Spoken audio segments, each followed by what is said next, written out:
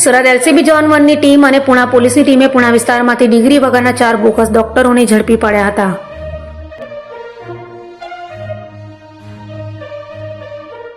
Surat police commissioner આબંગ Jamir, અધિક police commissioner Meena, નાયબ police commissioner Alok Kumar સહિતનાઓની સૂચનાને લઈ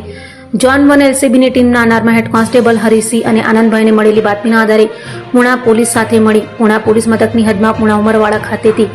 ડિગ્રી વગર ક્લિનિક ચલાવતા બોગસ ડોક્ટરો સમર બહાદુર, બિંગુપાલ, તેજ બહાદુર, મિર્ઝારામ નિષાદ, પ્રશાંત પ્રોમથન માલાકર અને સુબલ સુનિલ ગાચ્છીને ઝડપી પાડી તેઓ વિરુદ્ધ કાયદેસરની કાર્યવાહી હાથ ધરી હતી.